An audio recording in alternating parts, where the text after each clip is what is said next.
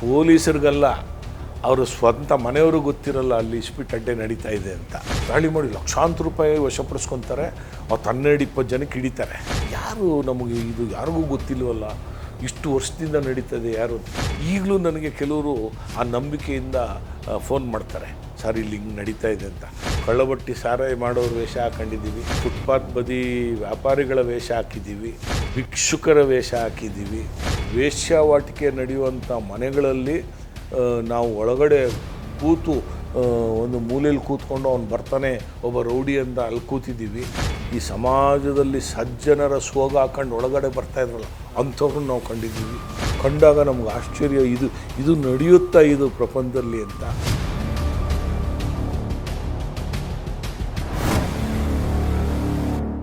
ಎಷ್ಟೋ ಬಾರಿ ಕ್ರಿಮಿನಲ್ಗಳೇ police ಬಾತ್ಮೀದಾರರಾಗಿ work ಮಾಡ್ತಾರೆ. ಆ ರೀತಿ ಅವರು ಕೊಟ್ಟಿರೋ ಇನ್ಫಾರ್ಮೇಷನ್ ರಾಂಗ್ ಆಗಿರೋದು, ಉದ್ದೇಶಪೂರ್ವಕ ರಾಂಗ್ ಇನ್ಫಾರ್ಮೇಷನ್ ಕೊಟ್ಟಿರೋ ಇನ್ಸಿಡೆಂಟ್ ಏನಾದ್ರು? ಬಾತ್ಮೀದಾರರು ಹೇಳಿದ ತಕ್ಷಣ ಸತ್ಯ ಅಂತ ನಾವು ಯಾರೂ ದಾಳಿ ಮಾಡೋದಿಲ್ಲ.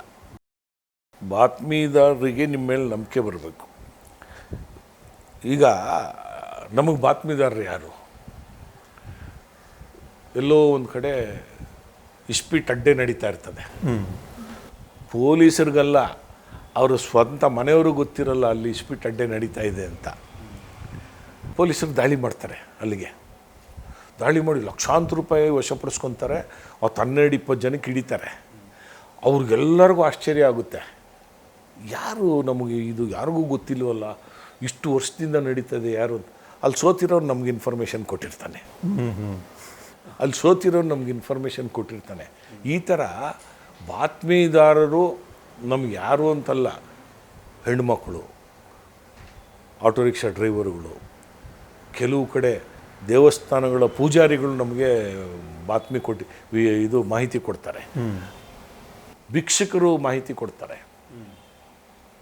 ಕೆಲವು ಕಡೆ ಆ ಮನೆಯಲ್ಲಿರ್ತಕ್ಕಂಥ ಸಜ್ಜನರು ಇರ್ತಾರೆ. ಒಂದು ಅಪರಾಧಿಗಳ ಕುಟುಂಬದಲ್ಲಿ ಒಬ್ಬ ಸಜ್ಜನ ಇರ್ತಾನೆ, ಅವನಿಗೆ ಇದನ್ನೆಲ್ಲ ತಡಿಲಿಕ್ಕೆ ಆಗಲ್ಲ. ಸ್ವಾಮಿ ಯಾರಿಗೂ ಹೇಳಬೇಡಿ ಅಂತ ನಮಗೆ ಕೊಟ್ಟಿರೋದಿದೆ, ಮಾಹಿತಿ ಕೊಟ್ಟಿರೋದಿದೆ. ಮಾಹಿತಿದಾರರ ಜಾಲ ಇದೆಯಲ್ಲ, ಅದು ಇವರೇ ಆಗಿರಬೇಕು ಅಂತಿಲ್ಲ.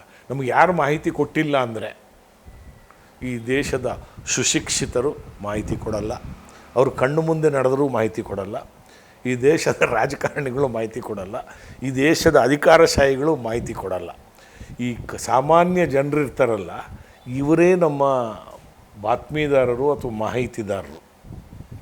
ಇವ್ರಿಗೆ ಅವರಿಂದ ಏನೂ ತೊಂದರೆ ಇರಲ್ಲ, ಆದರೆ ಅವ್ರ ತಲೆ ಒಳಗೆ ಒಂದಿರುತ್ತೆ, ಇದು ಸಮಾಜಕ್ಕೆ ಕಂಟಕ ಅನ್ನೋದಕ್ಕೆ ಅವರು ನಮಗೆ ಮಾಹಿತಿ ಕೊಡ್ತಾರೆ. ಆ ಮಾಹಿತಿದಾರರ ಜಾಲವನ್ನು ಉಳಿಸ್ಕೊಂಡು ಹೋಗೋದಿದೆಯಲ್ಲ, ಅದು ಒಬ್ಬ ಯಶಸ್ವಿ ಪೊಲೀಸ್ ಅಧಿಕಾರಿಗೆ ಬೇಕಾದಂಥ ಅತ್ಯಮೂಲ್ಯ ಬೆಂಬಲ ಅದು. ಈಗಲೂ ನನಗೆ, ನಾನು ಇಷ್ಟು ವರ್ಷ ಆಗಿದೆ ನಿವೃತ್ತನಾಗಿ, ಈಗಲೂ ನನಗೆ ಕೆಲವರು ಆ ನಂಬಿಕೆಯಿಂದ ಫೋನ್ ಮಾಡ್ತಾರೆ, ಸರ್ ಇಲ್ಲಿ ಹಿಂಗೆ ನಡೀತಾ ಇದೆ ಅಂತ. ಅದನ್ನು ನಾನು ನನಗೆ ಗೊತ್ತಿರೋಂಥ ಪೊಲೀಸ್ ಅಧಿಕಾರಿಗಳಿಗೆ ತಲುಪಿಸ್ತೀನಿ, ನೋಡಿ ಹಿಂಗಾಗಿದೆ. ವಕೀಲರು ಕೊಡ್ತಾರೆ, ಕೆಲವು ಕಡೆ ವಕೀಲರು ಕೊಡ್ತಾರೆ, ಮಾಹಿತಿ ಕೊಟ್ಟಿರೋದಿದೆ ನಮಗೆ. ಕಳ್ಳರ ಮೇಲೆ ಮಾಹಿತಿ ಕೊಟ್ಟಿರೋದಿದೆ, ಅದು ವೃತ್ತಿ ಮಾತ್ಸರ್ಯದಲ್ಲಿ ಕೊಡೋದು ಇರುತ್ತೆ.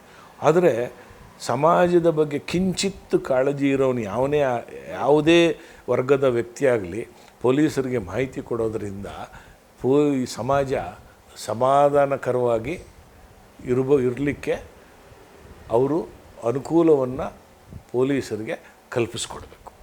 ಇದು ಆಮೇಲೆ ಮಾಹಿತಿ ಕೊಡೋದಿದೆಯಲ್ಲ, ಅದು ಒಬ್ಬ ನಾಗರಿಕನ ಆದ್ಯ ಕರ್ತವ್ಯ ಆಗಿರಬೇಕು. ಆ ಮಾಹಿತಿಯ ಸಂಪೂರ್ಣ ಸೀಕ್ರೆಸಿ ಅಂತೀವಲ್ಲ, ಗುಟ್ಟು, ಅದನ್ನು ಯಾವುದೇ ಕಾರಣಕ್ಕೂ ಬಿಟ್ಟುಕೊಡೋಂಥ ಛಾತಿ ಪೊಲೀಸರಿಗಿರಬೇಕು. ಇತ್ತೀಚೆಗೆ ಗುಜರಾತಲ್ಲಿ ಒಂದು ಭಾಳ ರಾಷ್ಟ್ರ ಮಟ್ಟದಲ್ಲಿ ಸುದ್ದಿಯಾಗುವಂಥ ಒಂದು ಪೊಲೀಸ್ ಇನ್ವೆಸ್ಟಿಗೇಷನ್ ಆಯಿತು. ಏನು ಅಂದರೆ ಅಲ್ಲೊಂದು ಸೀರೀಸ್ ಆಫ್ ಕಳ್ಳತನ ಆಗಿತ್ತು, ಮನೆಗಳತನ, ಗುಜರಾತನ ಗಾಂಧಿನಗರದಲ್ಲಿ. ಆ ಕಳ್ಳ ಸಿಗ್ತಿರಲಿಲ್ಲ, ಸ್ವಲ್ಪ ಪ್ಯಾಟರ್ನ್ ಸೇಮ್ ಇತ್ತು, ಯಾವ ರೀತಿ ಮನೆಗಳನ್ನೇ ಅವನು ಕನ್ನ ಹೊಡ್ತಿದ್ದ.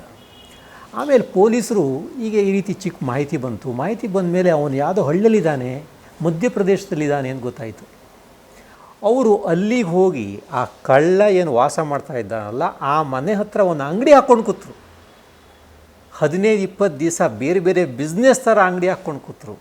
ಆಮೇಲೆ 16ನೇ 17ನೇ ದಿವಸಕ್ಕೆ ಅವನು ಅದೇ ಪೊಲೀಸಿಂಗು, ಅದೇ ಪೊಲೀಸ್. ಆ ರೀತಿ ಇನ್ಸಿಡೆಂಟ್ ನಿಮ್ಮ ಪೊಲೀಸ್ ನೀವು ಕೆರಿಯರಲ್ಲಿ ಆ ರೀತಿ ಆಗಿರೋದು ಯಾವ್ದಾರ ಘಟನೆ ಇದೆ? ಈಗ ನಾನು ಫರ್ನಾಂಡಿಸ್ ಘಟನೆ ಹೇಳಿದ್ನಲ್ಲ, 10-15 ದಿವಸ ಅವ್ರು ಕಾದಿದ್ದಾರಲ್ಲ, ಅಲ್ಲಿ ಅವರು ಹೊರಗಡೆ ಏನೂ ಮಾಡಲಿಕ್ಕಾಗೋದಿಲ್ಲ ಅಂಥ ಕಡೆ ಆ ಥರದ್ದು 100 ಘಟನೆ ನಮ್ಮ ಪೊಲೀಸಿಂಗಲ್ಲಿದೆ.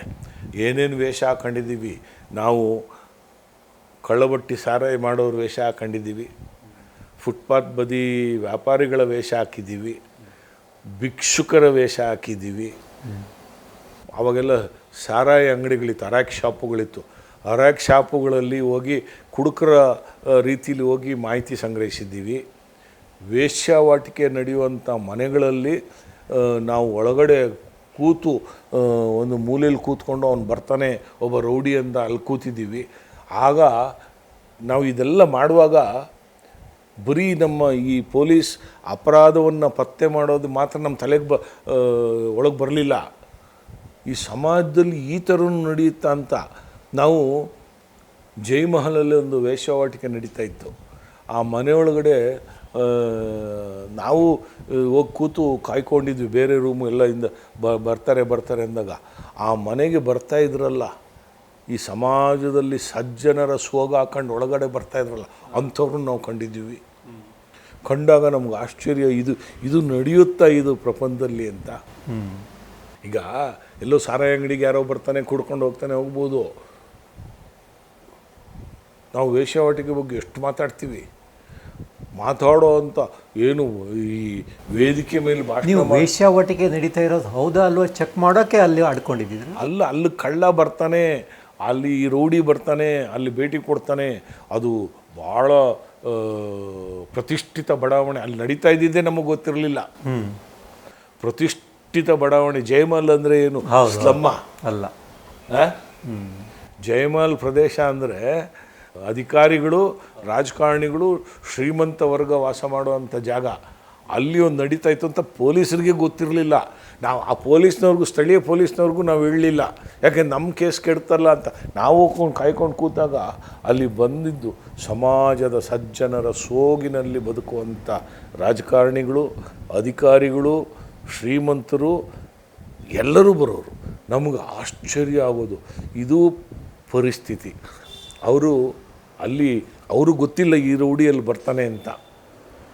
ಆ ರೌಡಿ ಅಲ್ಲಿಗೆ ಯಾಕೆ ಬರೋನು ಅಂದರೆ ಪ್ರೊಟೆಕ್ಷನ್ ಮನಿ ತಗೊಳ್ಳಿಕ್ಕೆ ಬರೋನು. ಓಕೆ.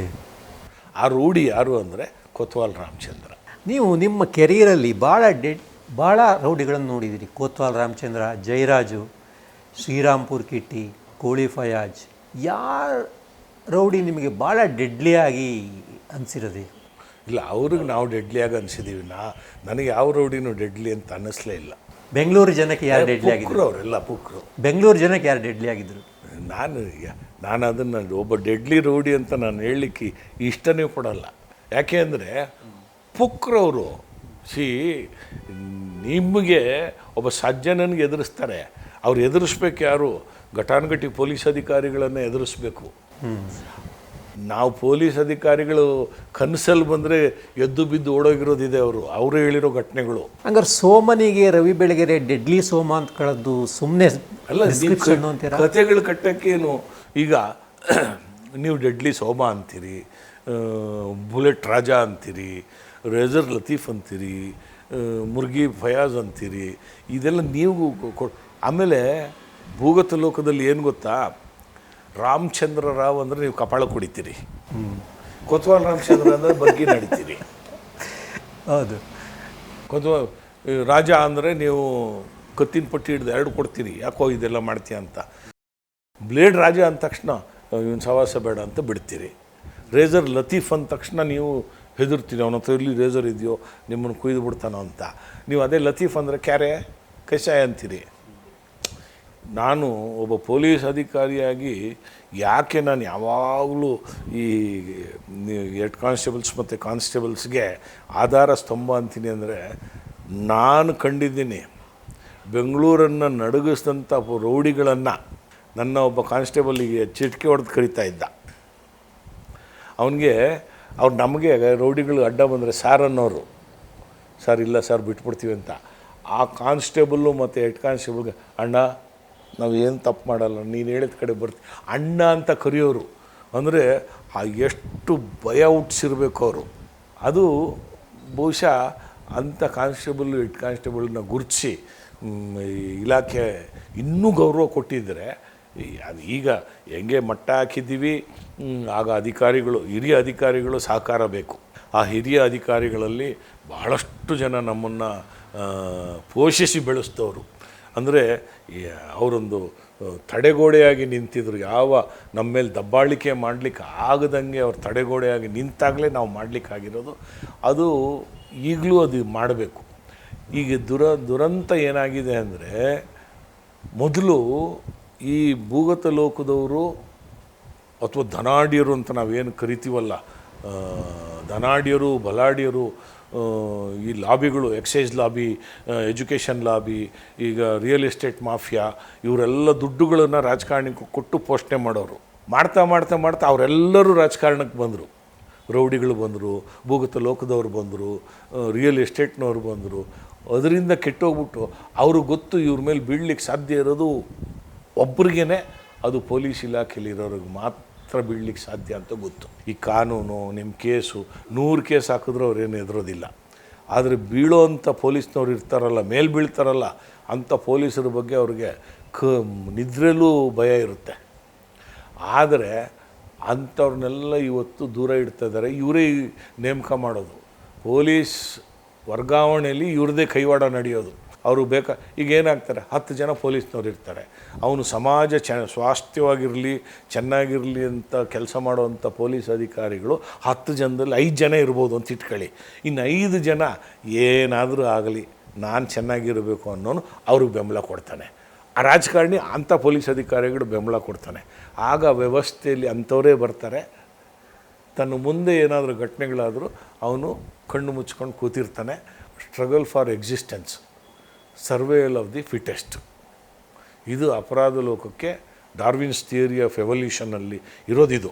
ಹೌದು, struggle for existence, survival of the fittest. ಇದು ಅಪರಾಧ ಲೋಕಕ್ಕೆ ಭಾಳ ಸೂಟ್ ಆಗೋದು. ಈಗ ಹಂಗಲ್ಲ. ಈಗ ಪೊಲೀಸ್ನವ್ರನ್ನ ನೋಡಿದ್ರೆ ಹೆದರ್ ಸಾಯ್ತಾ ಇದ್ದವನು MLA ಆಗಿರ್ತಾನೆ, ಮಿನಿಸ್ಟರ್ ಆಗಿರ್ತಾನೆ. ಪೊಲೀಸ್ನವ್ರು ನೋಡಿದ್ರೆ ನಮ್ಮ ಖಾಲಿ ಜೀಪು ಅವನ ಮನೆ ಮುಂದೆ ಒಂದು ರೌಂಡ್ ಹೊಟ್ಟೋಗ್ಬಿಟ್ಟಿದ್ದಿದ್ರೆ 1 ತಿಂಗಳು ಅವನ ಮನೆ ಸೇರ್ತಾ ಇರಲಿಲ್ಲ. ಅವನು ಇವತ್ತು ಸೆಲ್ಯೂಟ್. ಯಾರೋ ಒಬ್ಬ ಆ ಥರ ಗೆದ್ದಿದ್ದಂಥ ಒಬ್ಬ ರೌಡಿ ನನಗೊಂದ್ಸಲಿ ಹೇಳಿದ್ದ, ಅಣ್ಣ ನೀವು ಹೊಡೆದಿರೋರು ನಾವು 12 ಜನ ವಿಧಾನಸೌಧದಲ್ಲಿದ್ದೀವಿ ಅಂತ. ನಗರಸಭೆಯಲ್ಲೂ ಅವರೇ ಇರ್ತಾರೆ. ಆ ಥರ ಆಗಬಾರ್ದು. ಆಮೇಲೆ ಈ ವ್ಯವಸ್ಥೆಯ ವ್ಯಂಗ್ಯ ಅದು. ಬಹಳ ತಿಳುವಳಿಕೆ ಇರೋರು, ಮೇಧಾವಿಗಳು ಮೊದಲು ರಾಜಕಾರಣದಲ್ಲಿರೋರು. ನಿಮ್ಮ ಕೆರಿಯರಲ್ಲಿ ಯಾವತ್ತಾದರೂ ನಿಮಗೆ ಗಾಯ ಆಗಿದ್ದೋ, ಇಲ್ಲಾಗಿದ್ದರೆ ಹೇರ್ಲೈನ್ ಎಸ್ಕೇಪ್ ಅಂತ ಹೇಳ್ತಾರಲ್ಲ ಇಂಗ್ಲೀಷಲ್ಲಿ, ತುಂಬ ಆಗಿದೆ. ಆ ರೀತಿ ಒಂದೇನಾದ್ರು ಘಟನೆ ಹೇಳ್ಬೋದು? ಅಲ್ಲ, ತುಂಬ ಆಗಿದೆ. ಒಂದು ಘಟನೆ ಹೇಳ್ಬೋದು? ತುಂಬ ಘಟನೆಗಳಾಗಿದೆ. ಆ ಥರ ಘಟನೆಗಳಾದಾಗಲೇ ನಾವು ನಮ್ಮ ಆತ್ಮರಕ್ಷಣೆಗೆ ನಾವು ಗುಂಡಾರಿಸಿದಾಗ ಕೆಲವರು ಸತ್ತಿದ್ದಾರೆ. ಆ ಥರದ್ದು ತುಂಬ ಘಟನೆಗಳಿದೆ. ಅದು ಮುಂದೆ ಯಾವಾಗಾದರೂ ನಾನು ಮಾತಾಡ್ತೀನಿ ನಿಮಗೆ. BK ಶಿವರಾಮ್ ಅವರು ನಮ್ಮ ಮುಂದೆ ಕೂತ್ಕೊಂಡು ಅವರ ಅಧಿಕಾರದ ಅವಧಿಯಲ್ಲಿ ಕೆಲವೊಂದು ಘಟನೆಗಳನ್ನು ನೆನೆಸ್ಕೊಂಡಿದ್ದಾರೆ. ಅವರಿಗೆ ಹೊಸದಿಗತ್ತಿನ ಪರವಾಗಿ ಧನ್ಯವಾದಗಳು. Thank you.